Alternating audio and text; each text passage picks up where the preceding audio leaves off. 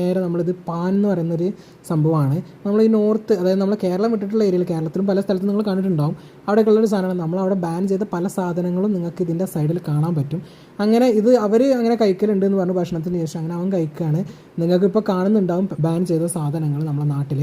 അങ്ങനെ അതൊക്കെ അവൻ്റെ കഴിഞ്ഞ് നേരെ നമ്മൾ വീണ്ടും സിറ്റി സെൻറ്ററിൽ തന്നെ കയറി. സിറ്റി സെൻറ്ററിൽ കയറുമ്പോൾ അതിൻ്റെ നടുത്തളത്തിൽ നല്ല ഉഷാറായിട്ട് ദീപാവലിയുടെ ഒരു അലങ്കാരമുണ്ട്.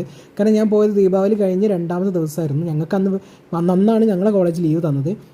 അങ്ങനെ ഈ ഗ്രൗണ്ട് ഫ്ലോറിൽ നിന്ന് ഞാൻ മുകളിൽ കയറിയിട്ട് മുകളിൽ താഴ്ത്ത് നോക്കുമ്പോൾ അതിലേറെ നല്ല ഭംഗി ഉണ്ടായിരുന്നു. നിങ്ങൾക്ക് എത്രത്തോളം അത് മനസ്സിലാവുമെന്ന് അറിയില്ല. അത്യാവശ്യം നല്ല ഭംഗി ഉണ്ടായിരുന്നു. ഇതിങ്ങനെ ഡെക്കറേറ്റ് ചെയ്ത് ഇങ്ങനെ കംപ്ലീറ്റ് വെച്ചിട്ടുണ്ട്. ഈ മാൾ തന്നെ അത്യാവശ്യം നല്ലതായിരുന്നു അവർ ഡെക്കറേറ്റ് ചെയ്തത്. മാൾ എന്നൊക്കെ പറഞ്ഞാൽ നിങ്ങൾക്ക് അറിയാവുന്നതാണല്ലോ, ഫെസ്റ്റിവൽ സമയത്താണ് അവർക്ക് കിട്ടുന്ന സമയം. അതുകൊണ്ട് അവർ മാക്സിമം എത്രത്തോളം ഡെക്കറേറ്റ് ചെയ്യാൻ മാത്രം അത്രത്തോളം ഡെക്കറേറ്റ് ചെയ്യും. അതിനിടയ്ക്ക് എൻ്റെ കണ്ണിൽ പെട്ടത് ഇതാവോ ഒരു ട്രെയിൻ പോകുന്നുണ്ട് അതിലിങ്ങനെ താഴോട്ട് കൂടെ.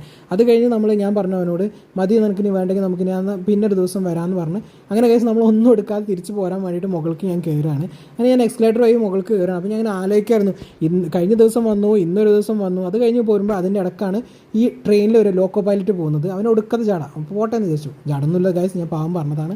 അങ്ങനെ നമ്മൾ പുറത്തിറങ്ങിയപ്പോഴാണ് പ്രയറിൻ്റെ സമയമായിട്ടുണ്ടായിരുന്നു. അപ്പോൾ നേരെ അസ്തർ നിസ്കരിച്ചിട്ട് പോകാമെന്ന് പറഞ്ഞ് നമ്മൾ അതിൻ്റെ തന്നെ മുകളിൽ ഏറ്റവും മുകളിലുണ്ട് പ്രയർ ഹാള് മാളിൻ്റെ. അങ്ങനെ പ്രയർ ഹാളിൻ്റെ അവിടെ കയറി. ഇതാണ് ഉളുവ് എടുക്കുന്ന ഏരിയ എന്ന് പറയുന്നത്. ഇവിടെ ഒരു സിങ്കും കാര്യങ്ങളൊക്കെ ഉണ്ട്. അപ്പോൾ നമുക്ക് കുറേ സിങ്കുകൾ ഉള്ളതുകൊണ്ട് നമുക്ക് നല്ല വൃത്തിക്ക് ഉളുവ് എടുക്കാം. അതുപോലെ തന്നെ ഇരുന്ന് ഉളുവ് എടുക്കാനുള്ള സംവിധാനമുണ്ട്. അങ്ങനെ അതൊക്കെ കഴിഞ്ഞ് നമ്മൾ നേരെ പുറത്തിറങ്ങി ഇതാ ഉളുവെടുത്തതിൻ്റെ ഇവിടെയാണ് നിസ്കരിക്കുന്ന ഏരിയ. അപ്പോൾ ഞാൻ നേരെ നിസ്കരിക്കാൻ നിൽക്കുകയാണ് ഗൈസ്. അങ്ങനെ നമ്മൾ നിസ്കരിക്കാൻ വേണ്ടി നിന്ന് നിസ്കാരമൊക്കെ കഴിഞ്ഞ് ഞാൻ നേരെ പുറത്തിറങ്ങിയിട്ട് നമുക്ക് പാർക്കിങ്ങിൻ്റെ ഏരിയക്കാണ് പോകാനുള്ളത്.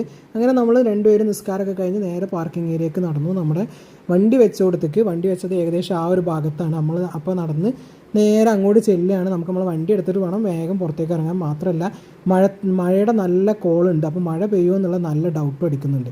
എന്തായാലും നമ്മൾ നേരെ അങ്ങനെ അങ്ങോട്ട് പോവുകയാണ് വണ്ടി എടുക്കാൻ വേണ്ടിയിട്ട്. അങ്ങനെ നമ്മൾ വണ്ടി എടുക്കാൻ പോയിട്ട് അവിടെ നിന്ന് നമ്മൾ ഇങ്ങനെ നോക്കുമ്പോഴാണ് ഏകദേശം നമ്മൾ വണ്ടി കിട്ടി. പിന്നെ നമ്മൾ ഹെൽമെറ്റൊക്കെ എടുത്ത് ഇറങ്ങാൻ നിൽക്കുമ്പോൾ അവൻ എന്നോട് പറഞ്ഞു അവിടെ പുറത്ത് നമ്മൾ ഇറങ്ങുന്ന സമയത്ത് അവിടേക്ക് ഒരു പൈസ കൊടുക്കുന്നൊരു സംഭവമുണ്ട്. അപ്പോൾ ആ പേപ്പർ ഞാൻ കൈ പിടിച്ചു. എന്നിട്ട് അങ്ങനെ നമ്മൾ വണ്ടി എടുത്ത് നേരെ പുറത്തേക്ക് ഇറങ്ങി നമ്മളിങ്ങനെ പോകുന്നു. കുറച്ച് കഴിഞ്ഞപ്പോഴത്തേനും മഴ നല്ല സ്ട്രോങ് ആയിട്ട് വരാൻ തുടങ്ങി. പിന്നെ നമ്മൾ വണ്ടിയിൽ നിന്ന് ഇറങ്ങി നല്ല 8ൻ്റെ പണിയാണ് കിട്ടിയത്. ആകെ നനഞ്ഞ് പണ്ടാരടങ്ങി. അങ്ങനെ നമ്മൾ നേരെ സൈഡാക്കി. അപ്പോൾ ഇന്നത്തെ വീഡിയോ ഇത്രയേ ഉള്ളൂ ഗൈസ്. ഇനി നമ്മൾ റൂമിലെത്തണം. അപ്പോൾ നമുക്ക് അടുത്ത വീഡിയോയിൽ കാണാം. ബൈ.